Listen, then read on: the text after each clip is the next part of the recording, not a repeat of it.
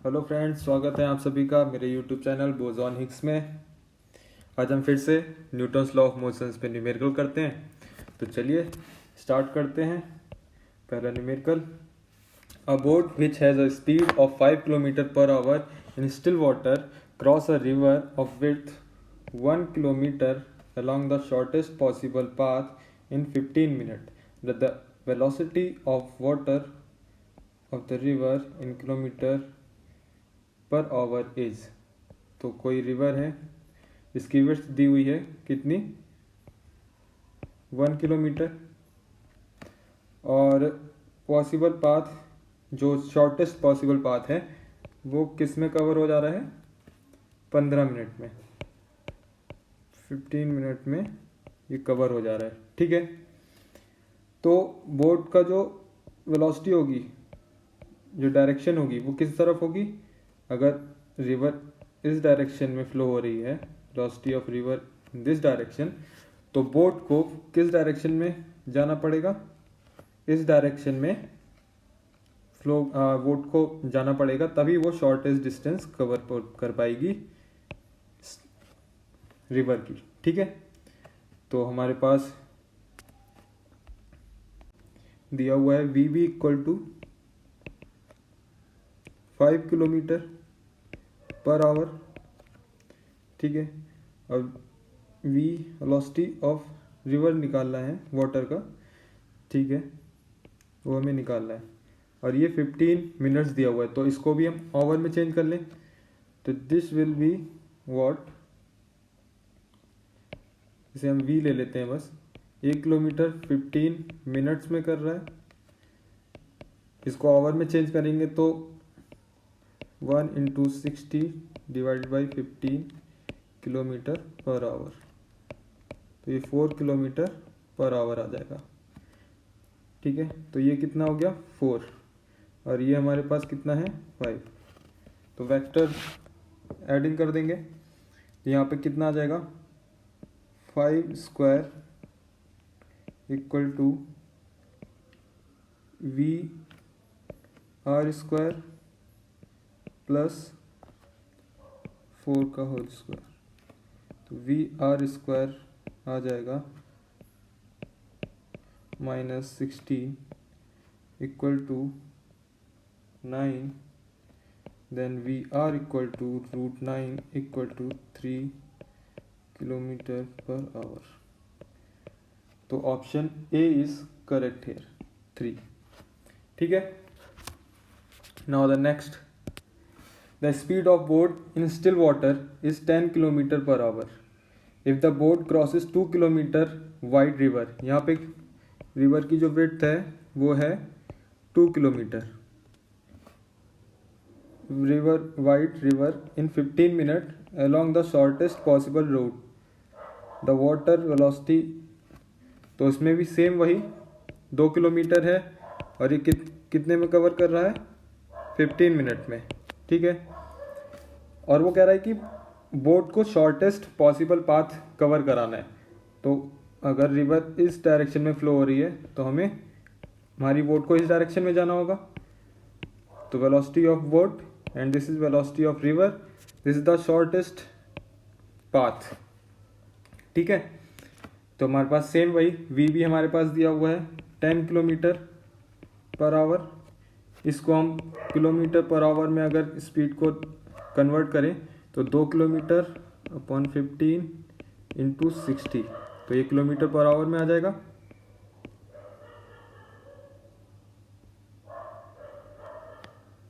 Eight kilometre per hour. ठीक है, now can solve this. तो वी आर कितना आ जाएगा, 10 का स्क्वायर माइनस 8 का स्क्वायर। ठीक है, that v square equal to, तो ये 36, तो वी आर इक्वल टू कितना आ जाएगा, 6 किलोमीटर पर आवर। ठीक है, the option C is correct here. ठीक है, समझ में आ रहा है। हमें शॉर्टेस्ट पॉसिबल पाथ निकालना है। वही अगर रिवर की वेलोसिटी इधर होती तो हमारी बोट को किधर जाना होता, इस डायरेक्शन में जाना होता, तभी वो धीरे धीरे इस पाथ को कवर कर पाती, शॉर्टेस्ट पाथ को, ठीक है। Now next, a car covers the first half of the distance between two placed at 40 kilometre per hour and the other half at 60 kilometre per hour. तो उसकी एवरेज वेलोसिटी पूछा है, car का औसत वेग होगा। पीजीटी 210 में आया है। यहाँ पे टोटल डिस्टेंस हम x ले लेते हैं, this is total distance is x, this half distance x/2, this will be covered in 40 kilometer per hour and this half is covered in 60 kilometer per hour। Okay, तो हम suppose t time में वो cover करता है time, ठीक है। तो t equal to क्या होता है, u sorry x over u हो जाएगा। अगर हम इसको x/2 के टर्म में लिखना चाहें तो x/2 और वेलोसिटी कितनी है उसकी 40, नेक्स्ट हाफ x/2 वेलोसिटी 60, ठीक है। तो x/u equal to x/80 plus x/120, 240, 3x plus 2x, x/u equal to 5x by 240, x cancel, u equal to 240 by 5, 48 kilometre per hour. So option D is correct है। Okay, next, for a particle moving under a central force its motion will be।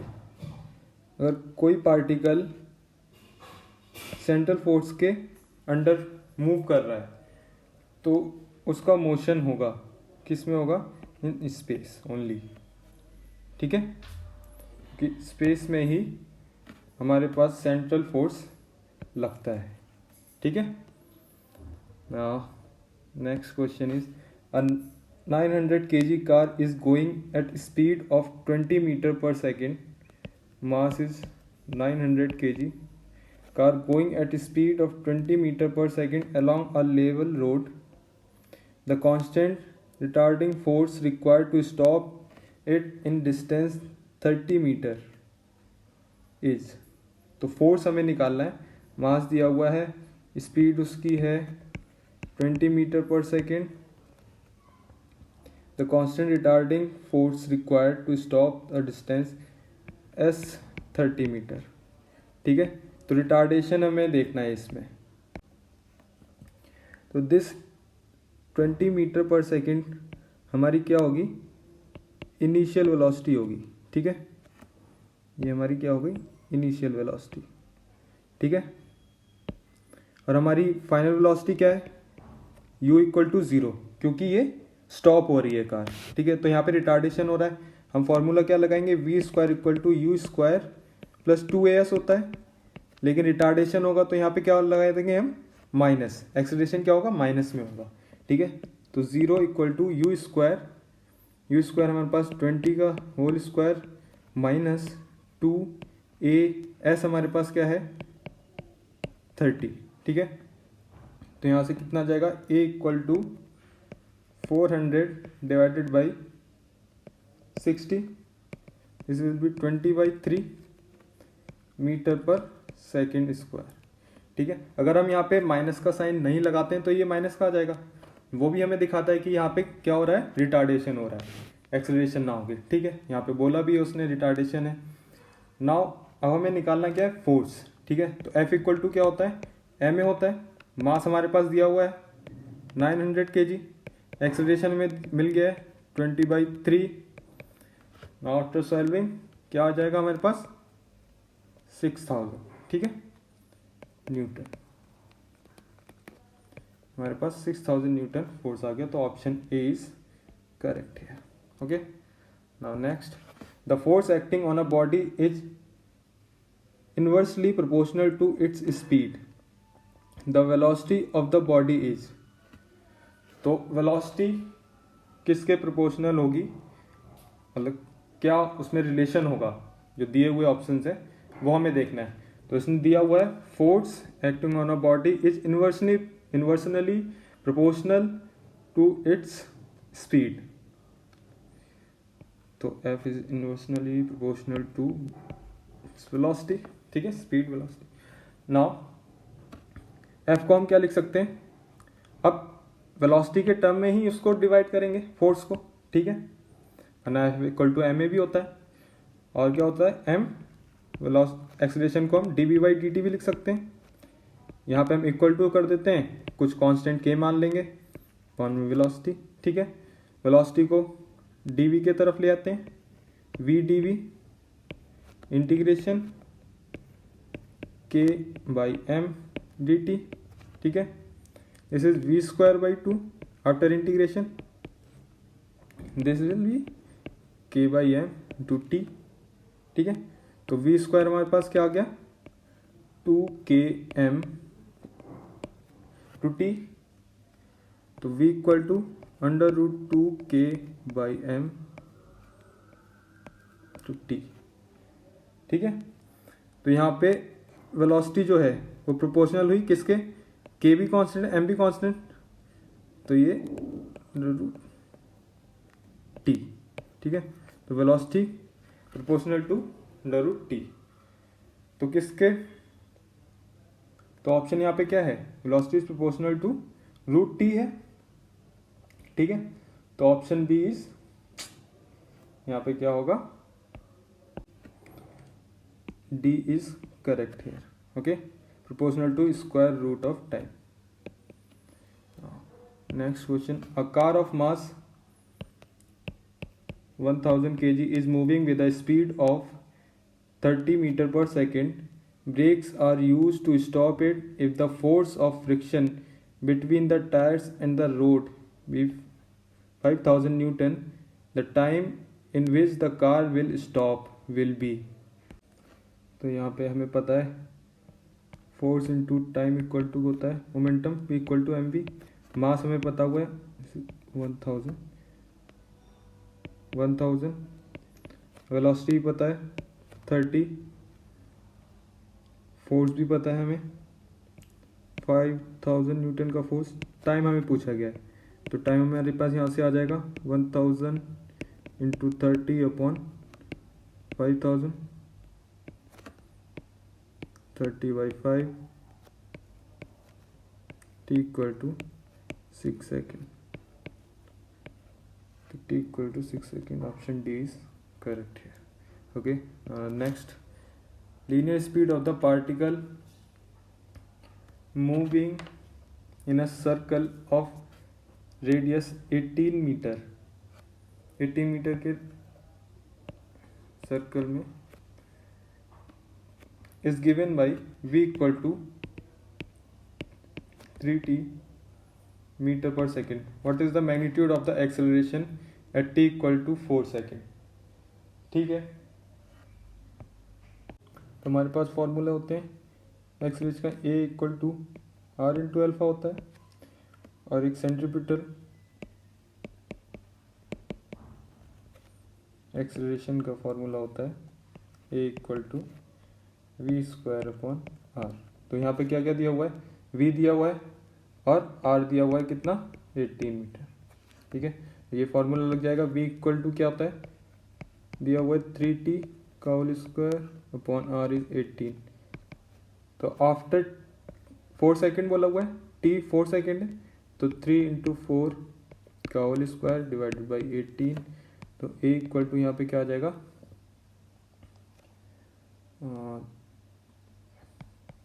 12 into 12 divided by 18, this will be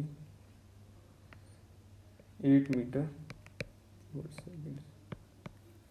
तो option A is वो, option B 8 metre per second square is correct, okay. Thank you so much.